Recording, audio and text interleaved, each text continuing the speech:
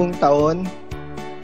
Gusto ko po sana malaman yung sequence o yung pagkakasunod-sunod ng mga pangyayari ng pagdating ng 1,000 taon, magmula po sa pagkakulong kay Satanas hanggang sa pakakawalan siya, at pagdating po ng Panginoong Jesucristo.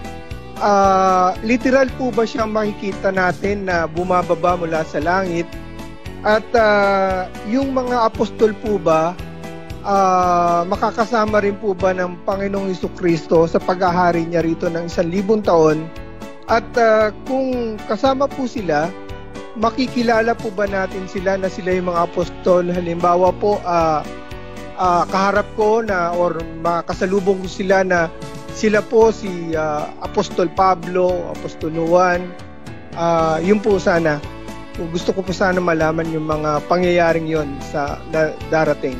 Salamat po. Sige, salamat kapatid na Rolly, ano?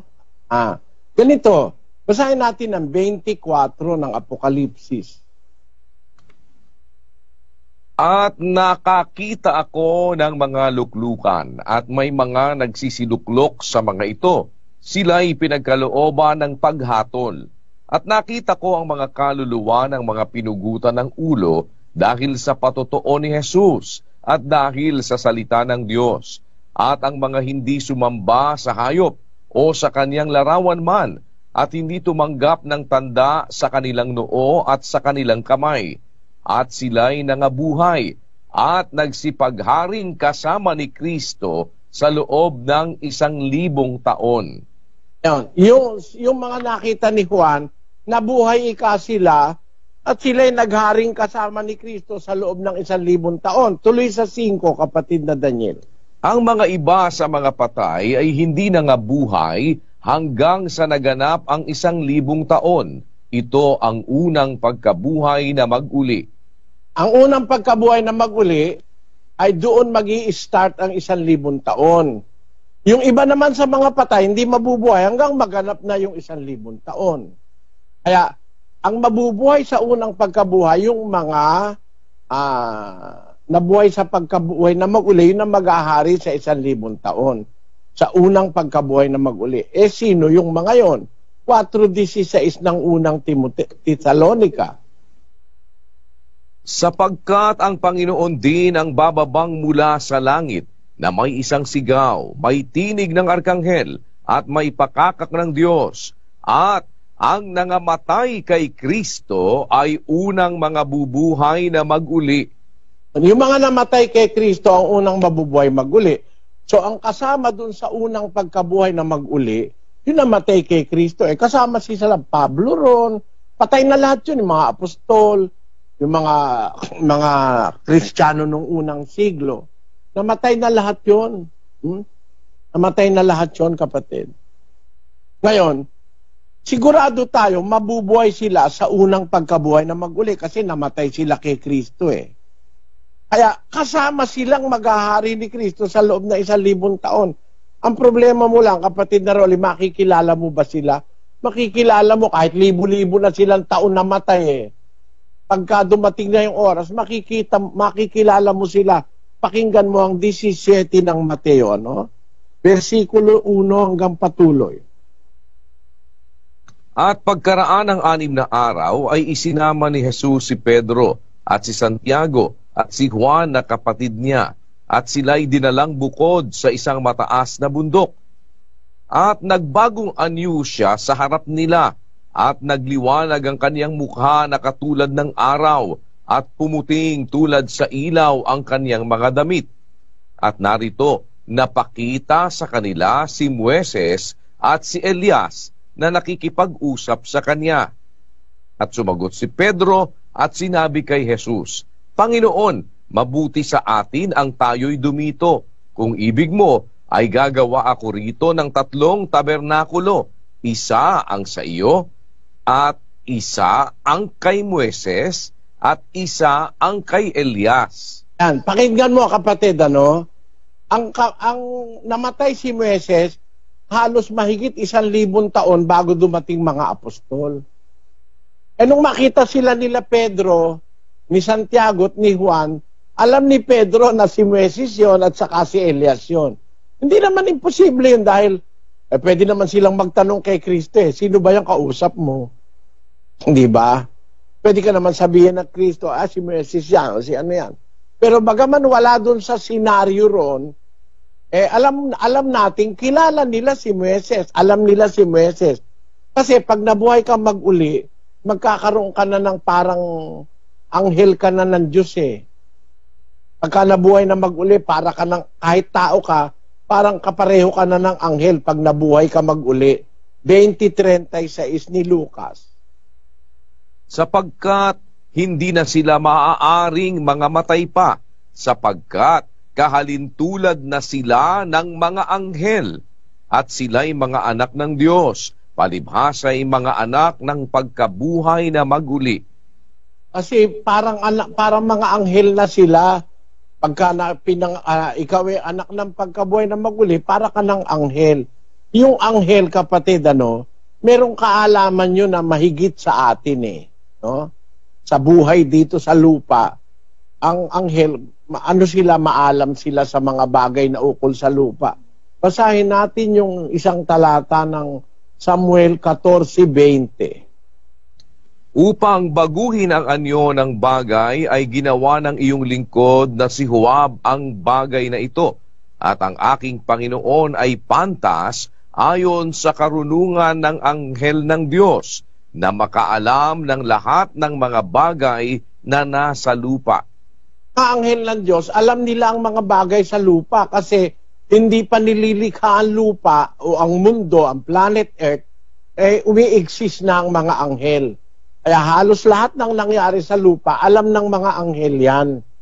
Kaya kung ikaw ay kasama na sa pagkabuhay na maguli, para kang anghel, magkakaroon ka ng wisdom na ganun. Kaya hindi naman katakataka makilala mo si Pablo, si Pedro. Ano nga, masama ko ron Ang aking pangarap, makasama ko sa unang pagkabuhay na maguli. Para malaki kasi ang nung masama ka, malaking kapalaran yun alam ko naman na ako'y hindi naman ako karapat dapat, pero ang hiling ko sa Diyos kung sakali makasama ako doon.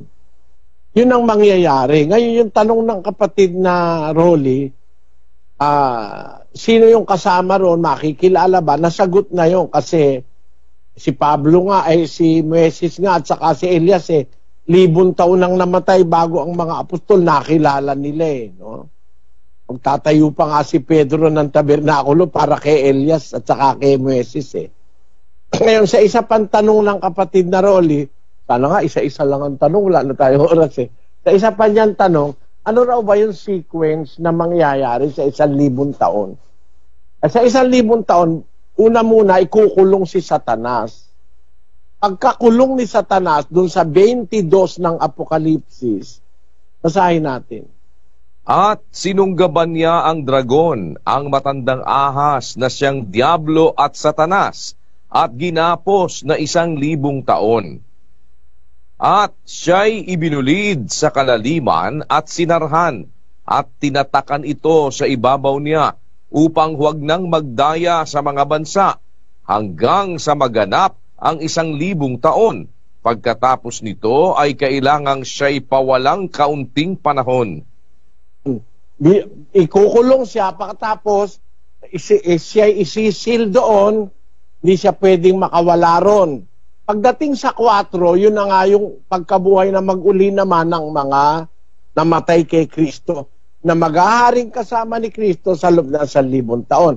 So ang sequence, unang-una, kukulong muna Satanas, tapos bubuhayin mag-uli yung mga makakalakip sa unang pagkabuhay na mag-uli, maghahari silang kasama ni Kristo sa loob ng 1,000 taon. Ano mangyayari sa loob ng 1,000 taon? 15:24 ng unang Korinto, kapatid na Daniel. Kung magkagayoy darating ang wakas, pagka ibibigay na niya ang kaharian sa Diyos, sa makatwid bagay sa Ama. Merong darating na pagkakataon, kapatid, na tinatawag si Pablo, wakas, pagka ibibigay na ni Kristo ang kaharian sa Diyos. So maghahari siya na 1,000 taon. sa wakas ng 1,000 taon, iintrego niya yung paghahari sa Diyos. Pero samantalang nagaganap yung 1,000 taon, ano ang sabi? Ulitin natin, kapatid na Daniel. Kung magkagayoy darating ang wakas, pagka ibibigay na niya ang kaharian sa Diyos, sa makatwid bagay sa Ama, pagka lilipulin na niya ang lahat ng paghahari at lahat ng kapamahalaan at kapangyarihan, sapagkat kinakailangang siya'y maghari hanggang mailagay niya sa ilalim ng kanyang mga talampakan ang lahat niyang mga kaaway. Ang kahuli-hulihang kaaway na lilipulin ay ang kamatayan. Yung loob ng 1,000 taon, lilipulin ni Kristo lahat ng kaaway niya. Maisip mo, sino yung mga kaaway? Maraming kaaway ngayon si Kristo, maraming antikristo ngayon Yung mga Hudyo hindi naniniwala kay Kristo. Yung mga gobyerno na hindi naniniwala kay Kristo.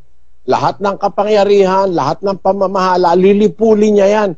At ang time allotted ay 1,000 taon. Maghahari siya kasama nung mga unang nabuhay na maguli. Ang ipaghahari nila ay panghampas na bakal. No? Panghampas na bakal. Ibig sabihin, isang gobyernong magiging sa masama, kalaban ng masama. Parang iron, kumbaga sa iron hand, you are ruling with an iron hand. Ikaw nagpupuno ng matigas na pagpupuno para malipol lahat. Kasi ngayon, walang pag-asang malipol yung mga yan pumunta ka lang sa India, pagka kay Kristo at sinabi mo kay Kristo ka, papatayin ka ng mga Hindu ron. Nasa internet yan, di naman sabihin naninira ako Pag hindi nila kareliyon, papatayin ka. Maisip mo, 1 bilyon yan mahigit yung mga Hindu. 1 bilyon yung mga Budista merong mga taong nakasama riyan na hindi naman masasamang tao, pero yung mga namumuno dyan, lalaban kay Kristo yan sa loob ng 1,000 taon. Lilipulin niya yan. Lahat ng paghahari, lahat ng kapamahalaan, lahat ng kapangyarihan, lilipulin niya sa loob ng 1,000 taon. Ang kahuli-huli ang kaaway na lilipulin niya ay ang kamatayan. So, ang 1,000 taon, isang senaryo ng paghahari ni Kristo sa mundo. Paghahari ng hustisya, walang lagayan, walang palakasan, paghahari o gobyerno ni Kristo para ang mga tao mailigtas pa. Sa loob ng 1,000 taon na yon, ipangangaral ang ebanghelyong totoo. Dahil ang mga tao ngayon, pinangaralan ng ebanghelyong mali-mali na mga imbe-imbento. Maraming bagay ang magaganap, kapatid. At magaganap yung lahat sa 1,000 taon pagka ipapasukuin ni Kristo ang lahat ng kanyang kaaway, lahat ng kanyang mga kakontra. Ayan, mai-imagine mo, 7 bilyon ang tao sa mundo ngayon. Madadagdagan pa yan. At dadami pa yan sa 1,000 taon. Pero sa 1,000 taon na yon, makakakita ang mundo ng pamamahala na napakatuwid sa pamagitan ni Kristo at ng kanyang mga binuhay na mag-uli sa una na mag-aharing kasama niya. Makaka-witness tayo ng isang gobyernong mundial, ang world government na susupil sa lahat ng kasamaan. Lilipulin niya lahat ng kasamaan. Kaya yun ay isang napakagandang mangyayari dun sa senaryo ng 1,000 taon na yon sa paghahari ni Kristo. Dun sa panahon na yon, ang mga bata hindi mamamatay ng bata. Sabi dun sa hula ni Isaias, sa 65:20, hindi na magkakaroon mula ngayon ng sanggol na mamamatay o ng matandama na hindi nalubos ang kaniyang mga kaarawan, sapagkat ang bata ay mamamatay na may 100 taong gulang at ang makasalanan na may 100 taon ang gulang ay susumpain. Yan sa world history, walang ganyan na walang batang namamatay, walang ganyan. Mangyayari lang yan sa mundo sa loob ng 1,000 taon na Sa ilalim ng paghahari ni Kristo, hahaba ang buhay ng tao. Walang mamamatay na sanggol na hindi nalulubos. Ang isang matanda, kailangan malubos ang kanyang, para mabigyan ng chance ang lahat ng tao na maligtas dun sa mga panahon na yon. Marami pang bagay, kapatid. Wala na lang akong oras. Balik ka, kapatid na Rolly, kung loloobin sa Huwebes at Biyernes uli. Meron kang nakuha doon sa sagot ko, kapatid na Rolly? Meron po, Brother Eli. Maraming salamat po. Salamat sa Diyos. Okay, salamat sa Diyos.